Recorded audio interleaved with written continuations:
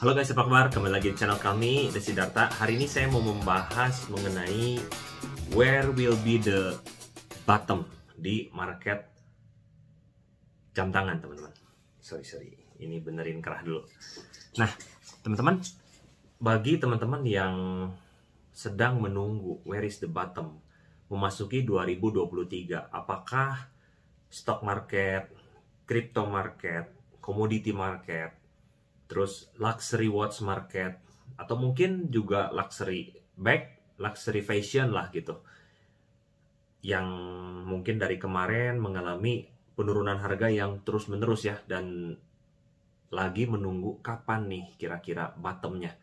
Teman-teman, ini bukan financial advice, tapi ini lebih ke obrolan santai ya teman-teman, in coffee shop anyway. Jadi ini bukan sesuatu diskusi yang sangat-sangat serius, yang waduh pasti diikutin aja lah, pasti bener. Enggak. Ini lebih ke ya udah, kita ngobrol santai seperti lagi ngobrol sama teman.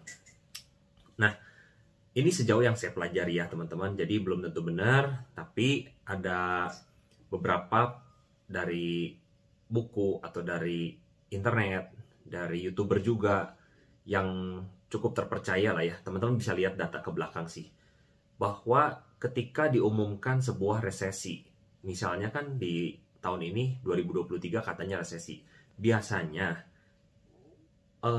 yang terparahnya itu akan terjadi di tahun sebelumnya, berarti 2022. Tapi bukan berarti ini akan terus terulang lagi gitu, maksudnya teman-teman perhatiin aja. Jadi ketika diumumkan resesi, misalnya tahun 2023 gitu ya, yang terparah itu tahun sebelumnya. Contoh misalnya tahun 2009 misalnya resesi misalnya. Nah, market turunnya itu di 2008 misalnya, seperti itu. Kurang lebih begitulah teman-teman. Jadi kita nggak tahu teman-teman apakah bottom sudah mencapai titik paling rendahnya. Tapi ada yang bilang juga di Q1 2023 itu akan menjadi market crash yang terparah ya, katanya, di saat The Fed itu akan masih menaikkan suku bunga dan akhirnya mulai bilang bahwa ini akan turun, atau suku bunga yang kenaikan itu mulai turun dan akhirnya stop. Nah, karena banyak orang yang mungkin berpikir ketika suku bunga turun atau stop itu mulai pulih, tapi ternyata juga belum tentu seperti itu. Bisa jadi malah sebaliknya, malah market terjadi crash dulu di situ karena suku bunganya sudah mencapai titik paling tinggi ya teman-teman, dan itu kan baru mungkin pulihnya let's say setahunan atau setahun setengah setelah the Fed stop menaikkan suku bunga dan mulai akhirnya menurunkan suku bunga lagi gitu, atau disebut dengan pivot. Ya, apa hubungannya dengan market jam tangan? Saya berpikir kalaupun misalnya turun ya, where is the bottom gitu di price of the luxury watch ini gitu.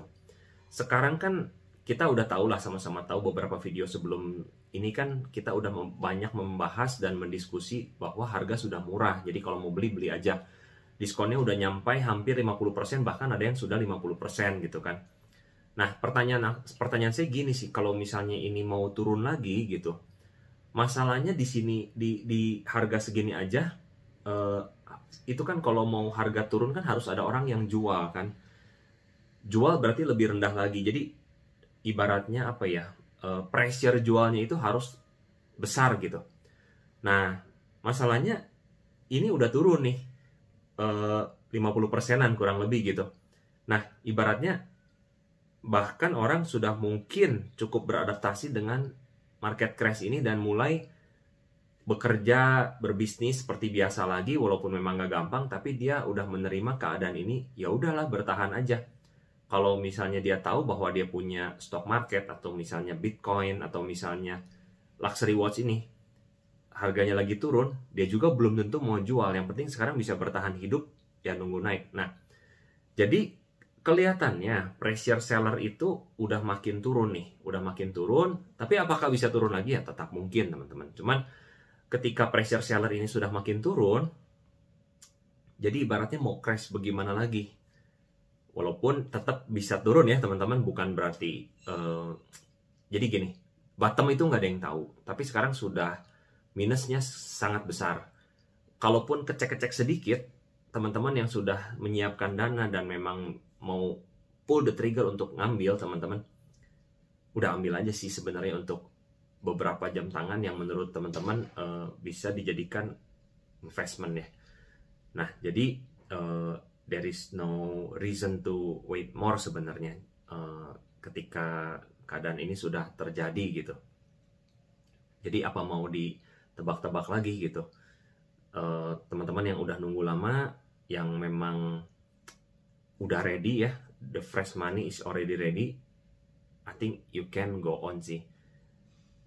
Ketika memang ini udah benar-benar dingin ya teman-teman, very cold money. Jadi siap juga fresh money untuk recession kalau something happen cukup lama terjadi, setahun setengah, tetap bisa survive gitu. Jadi tetap bisa bertahan hidup di hibernasi winter market ini gitulah, kurang lebih seperti itu.